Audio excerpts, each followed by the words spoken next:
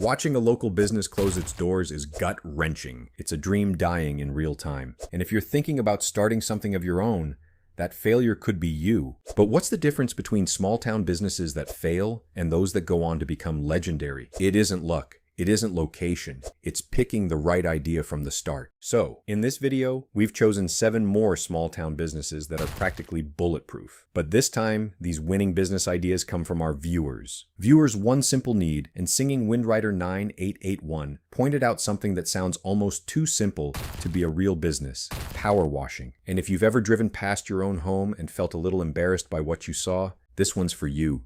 You see it in side hustle videos all the time and it looks like a joke. But have you ever actually watched a driveway get blasted clean in 5 minutes? It is crazy satisfying. It feels like watching years of grime and failure just melt away. So you aren't just selling a clean sidewalk. You're selling that instant win feeling that every homeowner craves. But here's the reality. Most people in a small town have a porch, a tractor, or a storefront covered in nasty mold and gunk. They walk past it every day, hating how it looks, but they don't have the gear or the time to fix it. So you show up with a machine and a flyer. You don't need a fancy storefront or a $50,000 degree. You just need a pressure washer and the hustle to put in the legwork. But the real small town marketing secret for this idea isn't the first job. It's the neighbor. So you finish one driveway, point to the sparkling concrete, and walk next door. When they see that shocking before and after, they don't just want to wash, they need it. You can pull in $200 in an hour because you solved a problem they didn't even realize was crushing their curb appeal. And the best part? Dirt is relentless. So the customers keep coming back. It's a low-cost, high-impact cycle that builds a profitable local business. But maybe getting dirty all day doesn't appeal to you. Luckily,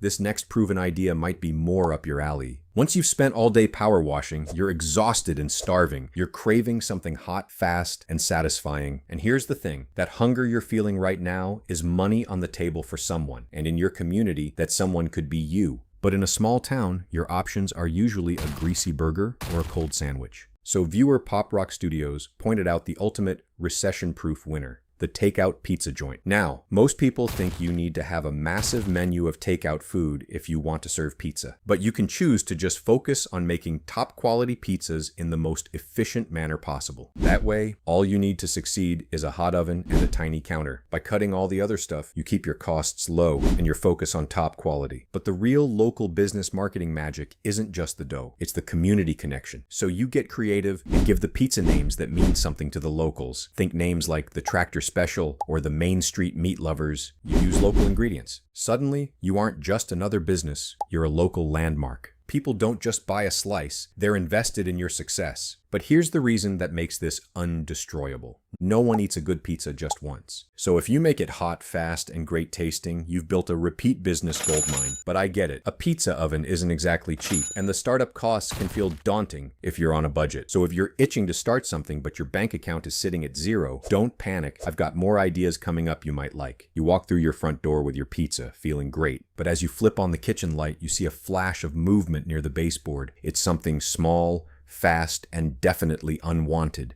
And here's the terrifying truth. Pests never take a day off. That's exactly why viewer Hanyolo 2041 says pest and termite control is a small town business that rarely fails. But most people think they can handle it with a $10 spray from the hardware store. So they spray, they pray, and a week later, the bugs are back. They're frustrated and feel defeated in their own home. But you might think the bar to get into this industry is too high, so you just focus on getting the license. In most places, it's just a short course and a test. Once you have your official applicator badge, you aren't just a guy with a spray tank, you're a licensed protector of people's homes. But the real secret to this business isn't that you sell pest control services. What you're actually selling is the peace of mind. So you offer seasonal and annual plans. Instead of a one-off paycheck, you build a steady, reliable customer base that lasts for years. And as someone who can save a family's most valuable asset, their home, you don't need a flashy storefront or a fleet of trucks to begin. So just start with a reliable vehicle and a stack of flyers. You solve the problems people are often too disgusted to handle themselves, and they'll pay a premium to make sure those pests never come back. But I know what you're thinking. So if bugs, mice, and spiders aren't your thing, this next small town business idea is a bit tamer. You finally cleared the bugs out of your kitchen. You exit your house and start walking toward your car when you see it. A flat. And just like that,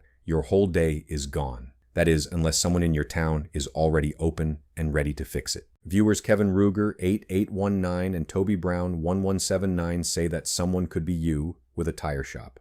And you don't need a warehouse or $200,000 to do it. You can build a stable business by starting small and focusing on fast service. But big city shops often have long wait times. They don't prioritize the local farmer who has a flat during harvest. So you become the reliable option. You invest in a quality mounting machine and a balancer. You focus on quick turnout for repairs and swaps. You aren't just selling rubber, you're providing reliability. But the real profit isn't just in the big sales. So you build a recurring revenue model. You offer seasonal swaps and rotations. You track when your customers need new sets. This creates a consistent log of work all year round. But you might still worry about the cost of keeping tires in stock. So don't stock everything. Partner with a regional wholesaler who can deliver next day. This keeps your overhead low and your cash flow healthy. In a town where everyone drives, a flat tire is a major disruption. The person who fixes it efficiently will always have a loyal customer base. You've got your house, your car, and your business running. But one storm or one accident can erase everything you've built overnight. But viewer Julianne Flavin says the person protecting your town from that nightmare could be you as a local insurance agent. So successful insurance agents don't treat this small business as just boring paperwork. They treat it as a safety net for their entire community. And yes, the insurance game is dominated by big corporate entities. But in a small town, people don't want a 1-800 number when disaster strikes. They want to call someone local like you, who they actually know and trust. But you might worry about how to start without a huge staff. So you start as an independent agent. You partner with established carriers. And you focus on personal consultations. You aren't just selling policies, you're providing security. But the real value isn't just the initial sale. So you build a renewal engine. You review policies every year. You help neighbors find better rates as their lives change. This creates a residual income stream that grows every month, but you still need to prove your value beyond a quote. So focus on claims support. When a tree falls on a neighbor's roof, you are the one who walks them through the process. This builds a reputation that money can't buy, but the licensing can seem like a hurdle. So buckle down, take the course, write the state exam, and get your license. It is a small investment for a business with low overhead and long-term stability. In a small town, life can be unpredictable. The person who helps protect it will always be a staple of the community. You've protected your neighbors with insurance and fixed their tires. But every house in a small town eventually fills up with clothes, tools, and furniture that people no longer need. So viewer Pop Rock Studios pointed out the proven model of a thrift shop. Thrift shops work because that pile of junk in your garage could be exactly the item someone else is looking for. And the person profiting from that exchange could be you. It also helps that people in a small town love a bargain. They also want a place to find unique items without driving an hour to the city. But you might worry about how to get enough quality inventory. So you start with a consignment model. You don't pay for the items up front. You split the profit with the owner once the item sells. This keeps your initial costs near zero. But here's what separates a winning thrift shop from a glorified garage sale. It's not the stuff, it's the experience. So you become a curator, not just a collector. You clean every item, you stage every shelf. You make walking through your door feel like a treasure hunt, where anyone could find exactly what they've been looking for at a price that actually makes sense. And when customers feel that thrill of discovery, they don't just come back, they bring their friends. But you still need a way to move the inventory faster. So use social media. Post new arrival videos on Facebook or Instagram. Offer a local pickup option for online buyers. This turns your local shop into a digital storefront, but a big empty space can be expensive to rent. So start in a small downtown nook or a refurbished garage. Focus on high turnover items like kids' clothes and kitchenware. In a small town, everyone loves a deal on things they need. The person who can offer that to their community will always have a steady stream of foot traffic. You've helped your neighbors clear out their clutter at the thrift shop, but eventually,